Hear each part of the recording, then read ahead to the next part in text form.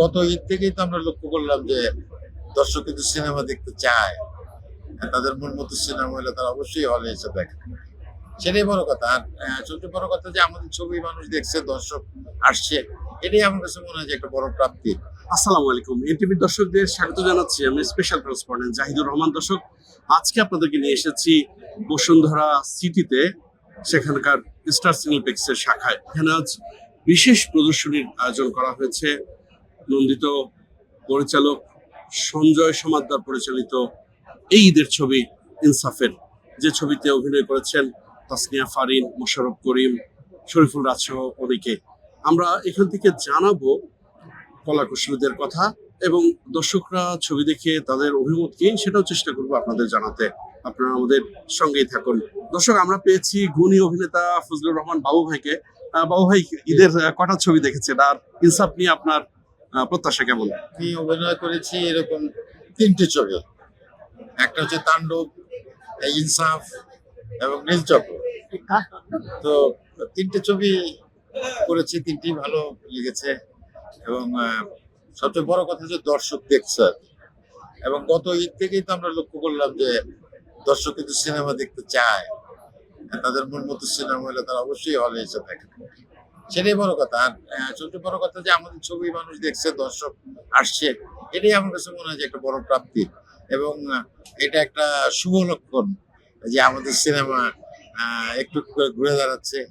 আমরা বোধহয় সিনেমার সেই মানে যেটা বলে যে সোনালী দিন, একটা সময় ছিল আমরা বলতাম। আমার মনে হয় যে সেই সোনালী দিন হয়তো আবার ফিরে আসবে। ইনসাফে কোনো মজার অভিজ্ঞতা শুটিং করার সময়? মজার অভিজ্ঞতা ওই অর্থে নাই, আসলে আমরা তো দীর্ঘদিন ধরে করি। আসলে এটা একটা কাজ। অফিসে তো প্রতিদিন মজার ঘটনা ঘটে না। তো শুটিং ইউনিট আসলে আমাদের এটা অফিসে বলা যায়। তা নানান ধরনের অনেক প্রতিকূল অবস্থা তৈরি হয়, অনেক ধরনের চ্যালেঞ্জের মুখোমুখি আমরা হই। যেমন এই ছবিতেই যেমন আমি যদি বলি যে আমরা একেবারে দুপুর থেকে প্রিপারেশন নিলাম সিলেটের চা বাগানের একটা রাস্তার মধ্যে। আমরা ওইখানে কাজ করব, একটা শর্ট নিব এবং মোটামুটি রাত্রি 10টা পর্যন্ত লাইট টাইট করার পর দেখা গেলো যে লাইট প্রবলেম হয়ে যাচ্ছে, লাইট ঠিক মতো জ্বলছে না।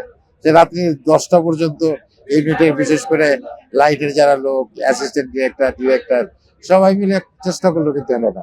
আমরা বিফল হয়ে ফিরে চলে আসতাম, মনটা খারাপ হয়ে গেল। আবার পরে অন্য যেদিন আবার করলাম সেদিন সব ঠিকঠাক। এরকম নানান ধরনের প্রতিবন্ধকতা তৈরি হয়, নানান ধরনের চ্যালেঞ্জের মুখোমুখি হই আমরা। কথা বলবো দেশের আলোচিত একজন পরিবেশক, টাইগার মিডিয়ার কর্ণধার জাহিদ হাসান অভির সঙ্গে। মিস্টার অভি, এই চলচ্চিত্র নিয়ে আপনার প্রত্যাশা কেমন? ইনসাফ আসলে খুব ভিন্নধর্মী ছবি। এটা আপনারা জানেন যে একটা মাল্টিকাস্টিং এবং একটা অ্যাকশন থ্রিলার মুভি, এবং রিলিজের পর থেকে আসলে যেহেতু এখানে মোশাররফ ভাইয়ের সাথে শরীফুল রাজের একটা থাকে না, মানে কেমিস্ট, মানে কি বলবো আপনার, একটা গল্পের প্রয়োজনই তাদেরকে এখানে আনা এবং তাসনিয়া ফারিন সবকিছু মিলিয়ে আসলে নতুন একটা চমক। কারণ আমরা তো আসলে বিভিন্ন রকম ছবি দেখি, সেই ক্ষেত্রে সঞ্জয় সমাদ্দার দাদা আসলে ছবিটা অনেক যত্ন নিয়ে করছেন এবং এটা পুরোপুরি আমাদের দেশের ছবি। সব বাংলাদেশে শুটিং করা, বাংলাদেশের টেকনিশিয়ান সবকিছু বাংলাদেশের। তো এই আজকে ঈদের প্রায় 3 সপ্তাহ পরে এসে দেখেন কিন্তু আমাদের কিন্তু হাউসফুল। তো এই জায়গা থেকে আমরা আশা করতেছি যে আমরা হলে যেভাবে সাকসেস, আমি যদি এই ছবি ডিজিটাল পার্টনার, হোপফুলি ইনশাআল্লাহ আমরা এটা ডিজিটালিও সাকসেস হবো ইনশাআল্লাহ, ওটিটিতে এবং আদার্স প্ল্যাটফর্মে।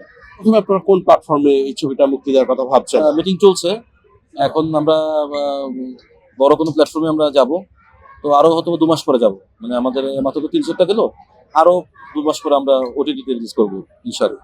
দর্শক, আমরা কথা বলবো ঢাকা একটা খ্যাত নন্দিত পরিচালক দীপঙ্কর দীপনের সাথে। দীপন, এই ঈদে 6টা ছবি মুক্তি পেল, আপনার ছবি ছিল না, আক্ষেপ আছে কিছু? না, আমার আক্ষেপ নেই। আমি হ্যাপি, কারণ আমি আসলে তো কখনোই ঈদের নির্মাতা ছিলাম না। আমার 3টা ছবি, 3টাই একটু ভালো বাজেটের ছবি ছিল, 3টাই ঈদ ছাড়া রিলিজ হয়েছিল এবং 3টাই শাকিব খান ছাড়া ছিল। মানে আমি নিজেকে বলি যে নন ঈদ, নন শাকিব ছবির মেকার আমি। সো ঈদের দৌড়ে আমি কখনোই ছিলাম না। আমি চাইলেই পারতাম আমার ছবিগুলোকে ঈদে রিলিজ করতে। আমি এই ভিড়ে যেতে চাইনি। দর্শক, আমরা কথা বলবো ইনসাফের প্রযোজক সমিতির একসময়ের নেতা খসরু ভাইয়ের সাথে। খসরু ভাই, ইনসাফ দিয়ে কতটা ইনসাফ করা হলো দর্শকদের? সাথে। আমার কাছে মনে হচ্ছে যে ইনসাফ আসলে ইনসাফ দর্শকদের প্রতি ইনসাফই করছে। কারণ হচ্ছে যে আমরা আমাদের ছবিটা রিলিজ হওয়ার পর থেকে অলমোস্ট আজকে 1 মাস হলো সিনেপ্লেক্সে চলছে। সো আর প্রথম দিকে তো অল শোজ হাউসফুল ছিল, ঈদের পুরা ছুটিতেই শোগুলো হাউসফুল ছিল। সো আর দর্শকদের যে রিভিউ ছিল, পজিটিভ রিভিউ, আমাদের কাছে খুবই ভালো লেগেছে। কারণ ঈদে আমরা রিলিজ করেছি, ঈদের হচ্ছে যে কোরবানির ঈদ, সবার খুশি ছিল কোরবানি নিয়ে, কোরবানি দেওয়া। কিন্তু আমাদের ঈদ হচ্ছে যে সাকসেস হয়েছে, যে আমরা ঈদের খুশি ছিল যে আমাদের ছবিটা দর্শক নন্দিত হয়েছে, সেটাই আমাদের খুশি ছিল। দর্শক, এতক্ষণ আমাদের সঙ্গে ছিলেন চলচ্চিত্র পরিচালক দীপঙ্কর দীপন। নিশ্চয়ই আগামীতে নতুন কোনো অতিথি নিয়ে হাজির হবো আপনাদের সামনে। ততক্ষণ পর্যন্ত সবাই ভালো থাকবেন, সুস্থ থাকবেন, এনটিভির সঙ্গে থাকবেন। আল্লাহ হাফেজ।